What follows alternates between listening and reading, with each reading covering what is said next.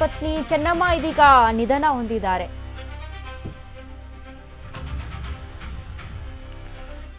H D. ದೇವೇಗೌಡರ ಪತ್ನಿ ಚೆನ್ನಮ್ಮ ನಿಧನ. ಚಿಕಿತ್ಸೆಯನ್ನ ನೀಡಲಾಗ್ತಾ ಇತ್ತು, ಬಟ್ ಚಿಕಿತ್ಸೆಗೆ ಸ್ಪಂದಿಸ್ತಾ ಇಲ್ಲ ಅಂತ ಹೇಳಲಾಗ್ತಾ ಇತ್ತು. ಚಿಕಿತ್ಸೆ ಐಸಿಯುನಲ್ಲಿದ್ರೂ ಕೂಡ ಚಿಕಿತ್ಸೆಯಲ್ಲಿ ಸರಿಯಾದ ರೀತಿಯಲ್ಲಿ ವರ್ಕ್ ಆಗ್ತಾ ಇರಲಿಲ್ಲ, ಮತ್ತೆ ಸ್ಪಂದಿಸ್ತಾ ಇರಲಿಲ್ಲ ಚಿಕಿತ್ಸೆಗೆ ಬಾಡಿ ಅಂತ ಹೇಳಲಾಗ್ತಾ ಇತ್ತು. ಇದೀಗ ದೇವೇಗೌಡರ ಪತ್ನಿ ಚೆನ್ನಮ್ಮ ನಿಧನರಾಗಿದ್ದಾರೆ. 89 ವರ್ಷದ ಹಿರಿಯ ಜೀವಿ ಅದು ಚೆನ್ನಮ್ಮ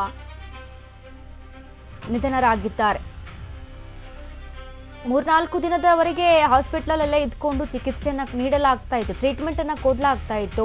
ಇನ್ನು ಕುಮಾರಸ್ವಾಮಿ ಅವರು ಕೂಡ ಅಲ್ಲೇ ಇದ್ರು, ಕೇಂದ್ರ ಮಂತ್ರಿ ಆದಂಥ ಕುಮಾರಸ್ವಾಮಿ ಅವರು ಕೂಡ ಅಲ್ಲೇ ತಮ್ಮ ತಾಯಿಯ ಒಂದು ಚಿಕಿತ್ಸೆ ಯಾವ ರೀತಿಯಾಗಿ ನಡೀತಾ ಇದೆ ಎಲ್ಲವನ್ನ ಕೂಡ ಗಮನಿಸ್ತಾ ಅಲ್ಲೇ ಇದ್ರು.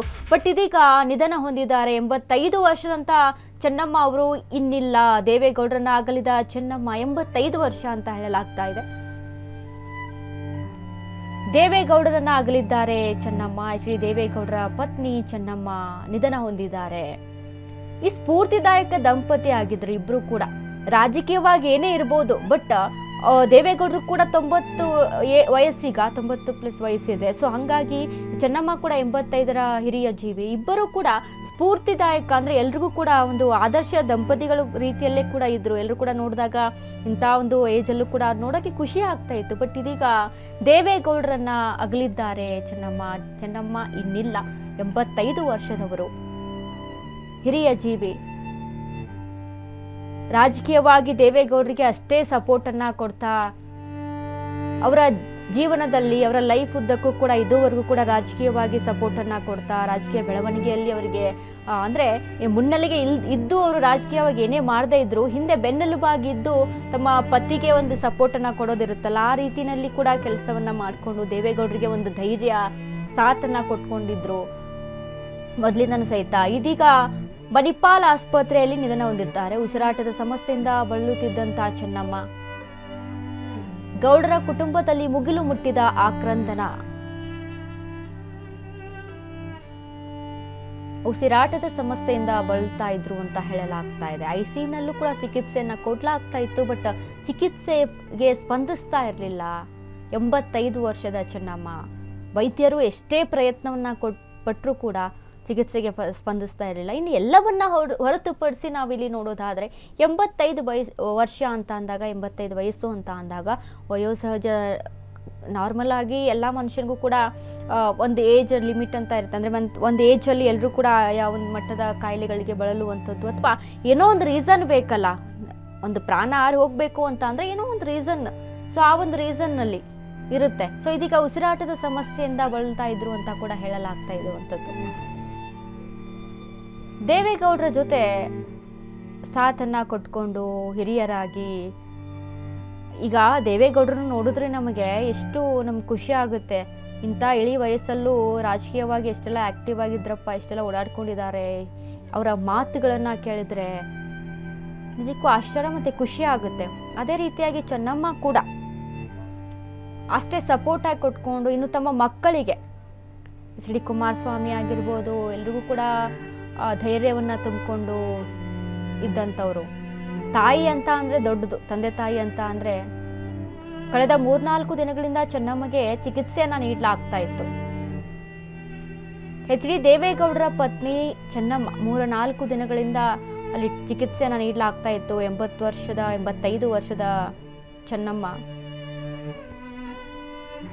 ದೇವೇಗೌಡರನ್ನ ಅಗಲಿದ್ದಾರೆ. ದೇವೇಗೌಡರನ್ನ ಆಯಿತು, ತಮ್ಮ ಮಗ ಎಚ್.ಡಿ. ಕುಮಾರಸ್ವಾಮಿ ಅವರು ಕೂಡ ಅಷ್ಟೇ ತಂದೆ ತಾಯಿ ಅಂತ ಅಂದರೆ ತುಂಬ ಗೌರವ, ತುಂಬ ರೆಸ್ಪೆಕ್ಟ್ ಮಾಡಿಕೊಂಡು ಇನ್ನು ತಂದೆ ತಾಯಿಯ ಒಂದು ಇನ್ನು ಸಲಹೆ ಮೇರೆಗೆ ರಾಜಕೀಯವಾಗಿ ಮುನ್ನುಗ್ಕೊಂಡು ಇದ್ದಂಥವ್ರು.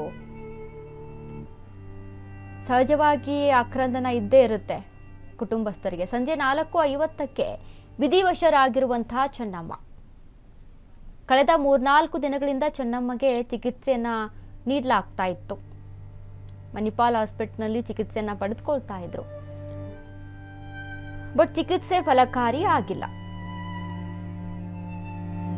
85 ವರ್ಷ ಅಂತ ಅಂದರೆ ವಯೋಸಹಜ ಕಾಯಿಲೆಗಳು ಇದ್ದೇ ಇರುತ್ತೆ. ಆದರೆ ತಾಯಿ ಅಂತ ಅಂದರೆ, ತಂದೆ ತಾಯಿ ಅಂತ ಅಂದರೆ ದೊಡ್ಡ ವಿಚಾರ. ಯಾರು ಬೇಕಾದರೂ ಸಿಗ್ತಾರೆ ಪ್ರಪಂಚದಲ್ಲಿ, ಬಟ್ ತಂದೆ ತಾಯಿ ಎನ್ನುವಂಥ ಜೀವ ಮತ್ತೆ ಅದೇ ಒಂದು ಸ್ಥಾನವನ್ನು ತುಂಬುವಂಥವ್ರು ಯಾರೂ ಸಿಗೋದಿಲ್ಲ. ಆ ರೀತಿಯಲ್ಲಿ ಮಕ್ಕಳಿಗೆ ತನ್ನ ತಾಯಿ ಅಂತ ಅಂದರೆ ದೊಡ್ಡದು. ಹೀಗಾಗಿ ಕುಮಾರಸ್ವಾಮಿ ಅವರು ಕೂಡ ಚೆನ್ನಮ್ಮ ಅವರ ಜೊತೆನೇ ಇದ್ದರು, ಟ್ರೀಟ್ಮೆಂಟ್ ಏನು ನಡೀತಾ ಇತ್ತಲ್ಲ ಅಲ್ಲೇ ಇದ್ದರು ಅಂತ ಹೇಳಲಾಗ್ತಾ ಇದೆ. ಏನೇ ಕೆಲಸ ಇರ್ಬೋದು, ರಾಜಕೀಯವಾಗಿ ಏನೇ ಇರ್ಬೋದು, ಬಟ್ ತಾಯಿ ಮುಂದೆ ಅದೆಲ್ಲವೂ ಕೂಡ ಶೂನ್ಯನೇ ಅಲ್ವಾ. ತಾಯಿ ಈ ರೀತಿಯಾದಂಥ ಸ್ಥಿತಿಯಲ್ಲಿದ್ದರು ಅಂತ ಅಂದಾಗ ಟ್ರೀಟ್ಮೆಂಟ್ ಏನು ನಡೀತಾ ಇತ್ತು ಅವ್ರ ಜೊತೆನೇ ಕುಮಾರಸ್ವಾಮಿ ಅವರು ಕೂಡ ಇದ್ದಿದ್ದು. ಇದೀಗ ಕುಟುಂಬದಲ್ಲೂ ಕೂಡ ಆಕ್ರಂದನ ಮುಗಿಲು ಮುಟ್ಟಿದೆ. ಉಸಿರಾಟದ ಸಮಸ್ಯೆಯಿಂದ ಬಳಲ್ತಾ ಇದ್ರು ಚೆನ್ನಮ್ಮ, ಇದೀಗ ವಿಧಿವಶರಾಗಿದ್ದಾರೆ.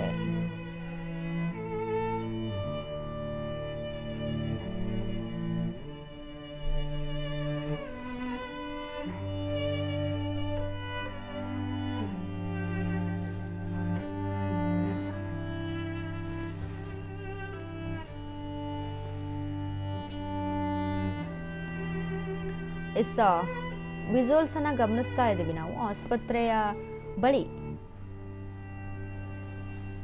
ಸದ್ಯ ಯಾವ ಸ್ಥಿತಿ ಇದೆ, ಯಾವ ರೀತಿಯಾಗಿ ಮೌನ ಆವರಿಸ್ಕೊಂಡಿದೆ. ಇನ್ನು ಅಲ್ಲಿ HD ದೇವೇಗೌಡರು ಕೂಡ ಬಂದಿರುವಂಥದ್ದನ್ನ ನೋಡ್ತಾ ಇದ್ದೀವಿ ಆಸ್ಪತ್ರೆಗೆ. HD ದೇವೇಗೌಡರು ಕೂಡ ಹಾಸ್ಪಿಟಲ್ಗೆ ಹೋಗಿದ್ದಾರೆ.